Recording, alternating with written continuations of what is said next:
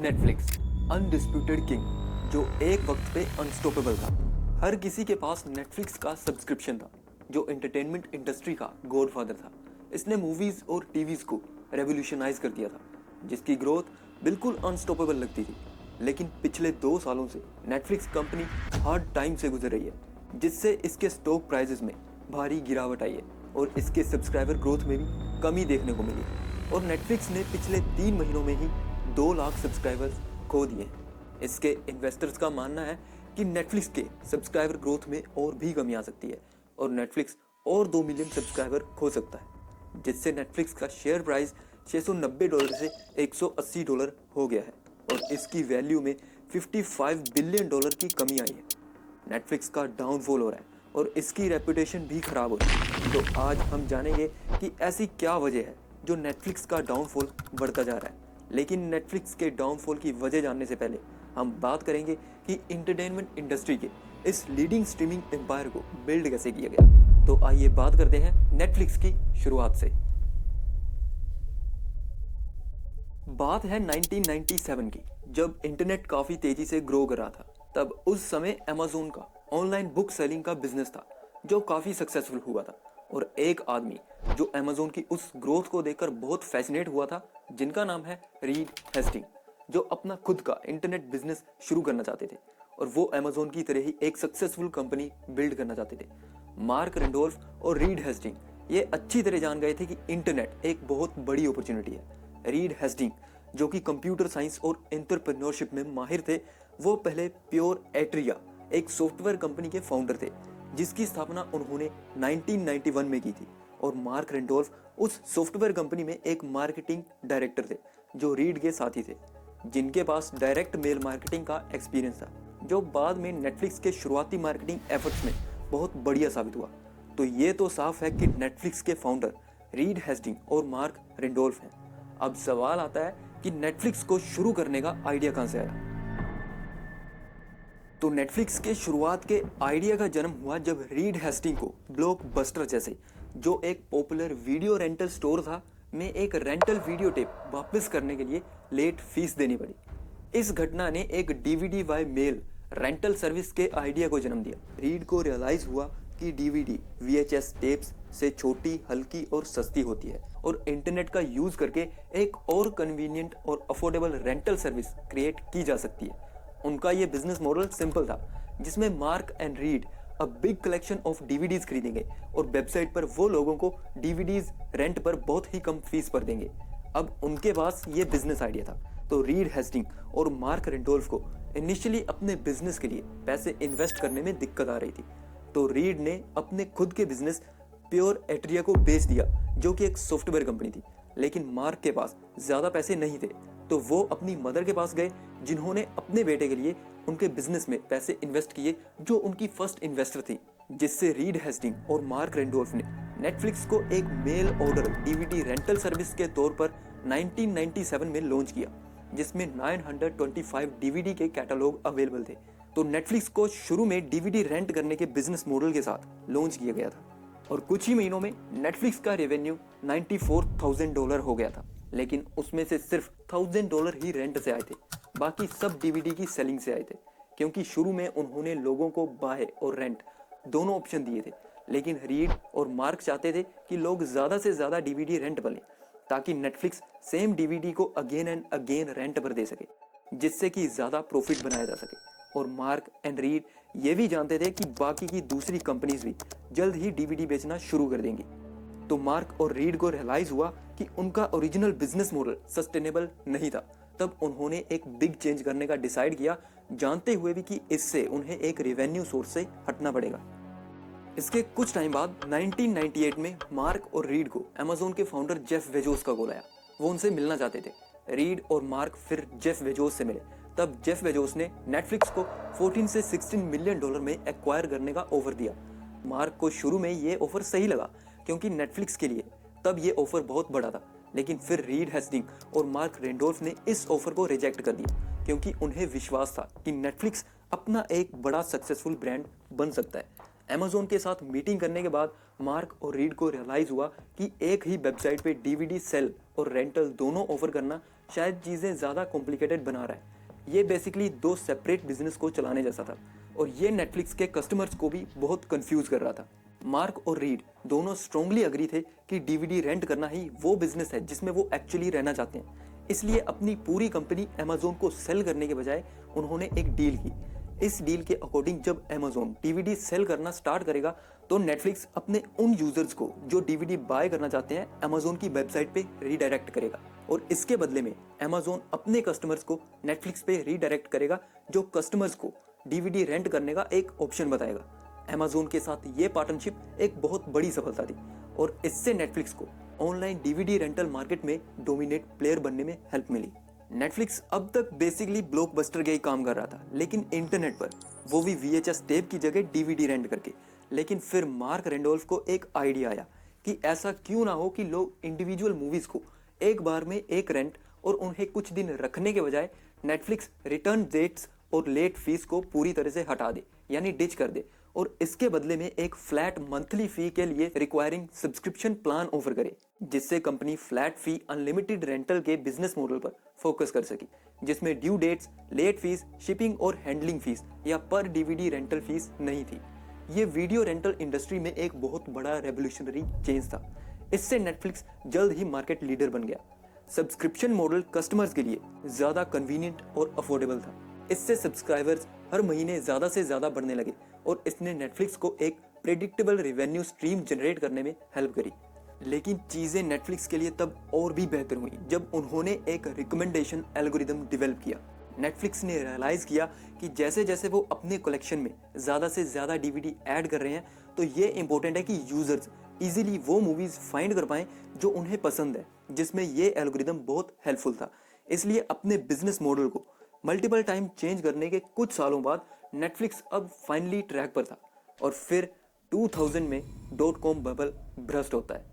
Breathtaking, a points drop never before seen on the US markets. जिससे internet कंपनियों के लिए फंड राइज करना डिफिकल्ट हो गया।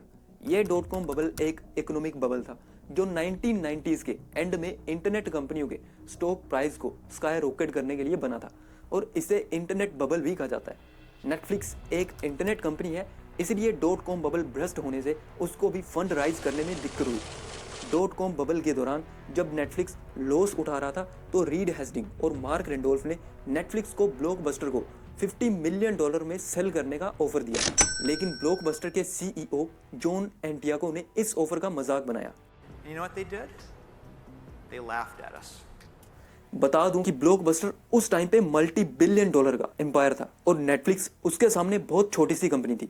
नेटफ्लिक्स स्ट्रगलिंग टाइम में था तो नेटफ्लिक्स ने कुछ एम्प्लॉय को निकाल दिया और अपने बेस्ट एम्प्लॉय और इम्पोर्टेंट टास्क पर फोकस किया, जिससे ज़्यादा काम कम लोगों के साथ होने लग रहा था। As a result company leaner और एफिशिएंट हो गई, जो पहले से ज़्यादा फोकस्ड और डिसीव थी। नेटफ्लिक्स की सर्विस कस्टमर्स में बहुत पॉपुलर थी। इतने हार्ड टाइम के दौरान नेटफ्लिक्स सर्वाइव करने में सक्सेसफुल हुई थी और तब डीवीडी सब्सक्रिप्शन सर्विस की मांग बहुत ज़्यादा बढ़ रही थी। नेटफ्लिक्स को अभी भी पैसे की ज़रूरत थी तो इन 2002 नेटफ्लिक्स ने पब्लिक शेयर मार्केट में एंटर किया। उसने अपने कॉमन स्टॉक के 5.5 मिलियन शेयर्स को $15 पर शेयर पर बेचा। Blockbuster realized after we went public that we were going to be a real threat, and they geared up an effort. They launched in 2004, and from 2004 to 2007, we had a very fun, scary, epic battle with Blockbuster. In 2004, Blockbuster ने अपनी खुद की streaming website को launch किया, DVD rental by mail service के साथ, जो same Netflix की तरह ही था। उस समय ये दोनों कंपनी कंपटीशन में आ गई थी।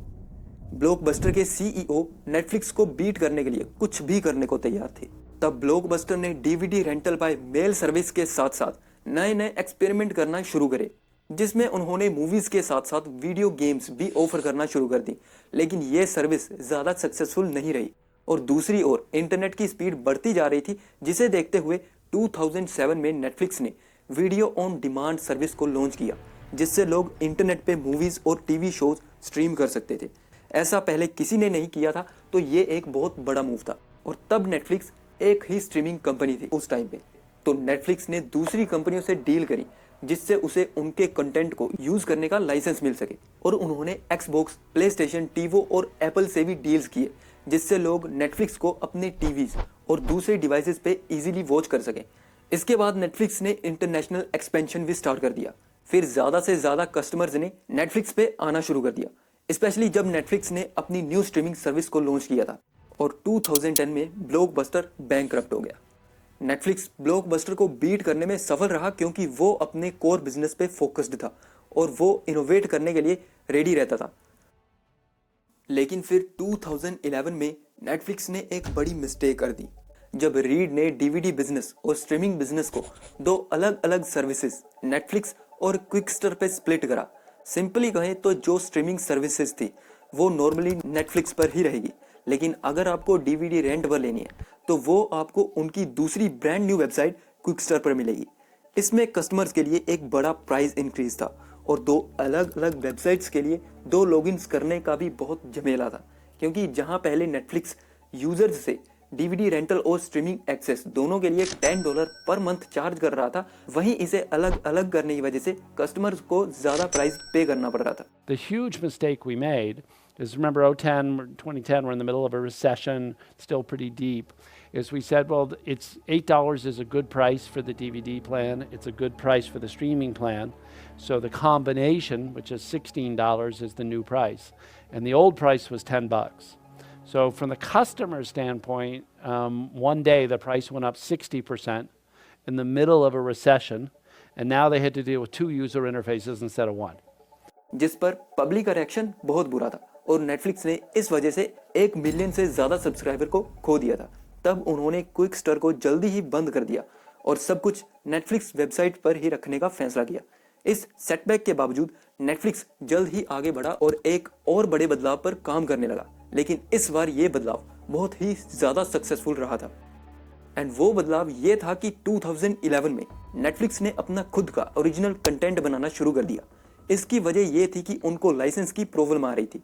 शुरू में नेटफ्लिक्स दूसरे स्टूडियोज और नेटवर्क से कंटेंट लाइसेंस पर रिलाय करता था, जो सही चल रहा था, लेकिन जैसे जैसे नेटफ्लिक्स पॉपुलर हुआ तो दूसरे नेटवर्क्स और स्टूडियोज ने उसको कंपटीटर के जैसा देखना शुरू कर दिया और नतीजे के तौर पर उन्होंने नेटफ्लिक्स से ज़्यादा लाइसेंस फीस चार्ज करना शुरू कर दिया और कुछ कंटेंट को नेटफ्लिक्स से हटाना भी शुरू कर दिया।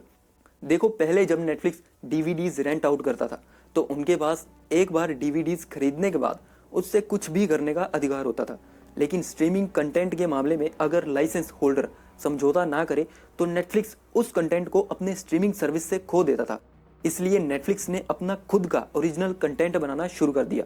तो नेटफ्लिक्स का जो पहला ओरिजिनल कंटेंट था वो था हाउस ऑफ कार्ड्स, जो एक टीवी शो है जो सुपर हिट हुआ था, लेकिन इसे प्रोड्यूस करने में नेटफ्लिक्स को $100 मिलियन खर्च करने पड़े थे। ये एक क्रिटिकल और कमर्शियल सक्सेस थी। हाउस ऑफ कार्ड ने नेटफ्लिक्स को ओरिजिनल कंटेंट की पोटेंशियल को दिखाया था और इसने नेटफ्लिक्स को एक लीडिंग स्ट्रीमिंग प्लेटफॉर्म बना दिया था।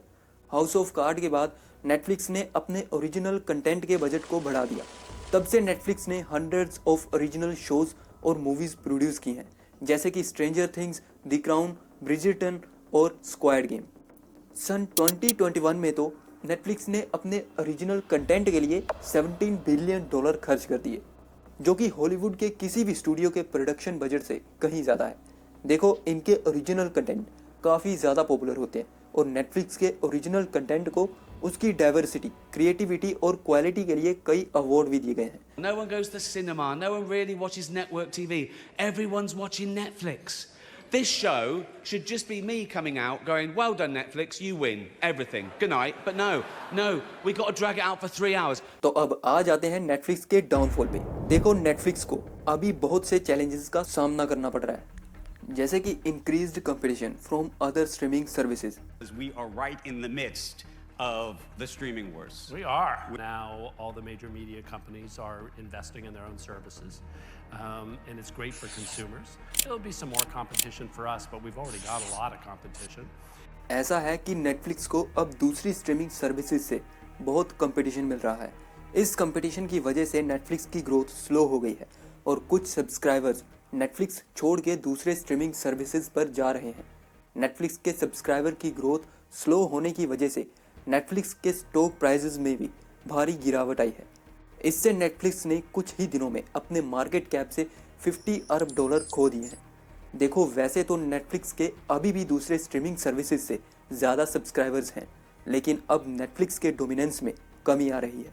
दूसरे स्ट्रीमिंग सर्विसेज जैसे Disney plus, HBO max and Amazon prime video जो काफ़ी तेज़ी से ग्रो कर रहे हैं और एक wide range of high quality content offer कर रहे हैं। हुआ ये कि नेटफ्लिक्स ने ही पहले स्ट्रीमिंग में कदम रखा था और फिर लगभग हर कोई जो फिल्में या टीवी शोज़ बनाता है उन्होंने सोचा कि उन्हें भी स्ट्रीमिंग में एंटर करना चाहिए, जिससे इन सभी कंपनियों ने अपने कंटेंट को नेटफ्लिक्स से हटाने का फैसला किया, जो अब अपनी खुद की सर्विसेज का इस्तेमाल कर रहे हैं। नेटफ्लिक्स के पास पहले डिज्नी, HBO और दूसरे नेटवर्क्स का बहुत सारा कंटेंट था, लेकिन अब उन्होंने इसे अपनी खुद की स्ट्रीमिंग साइट्स पर भेज दिया है। एज अ रिजल्ट नेटफ्लिक्स ने बड़े बड़े शोज जैसे द ऑफिस और फ्रेंड्स को खो दिया और उन्होंने मार्वल और डिज्नी की फिल्में भी खो दी। लेकिन इन सब के बावजूद नेटफ्लिक्स दुनिया की सबसे बड़ी स्ट्रीमिंग एंटरटेनमेंट सर्विस है, जिसके 190 प्लस कंट्रीज में 220 मिलियन से ज़्यादा पेड मेंबर हैं।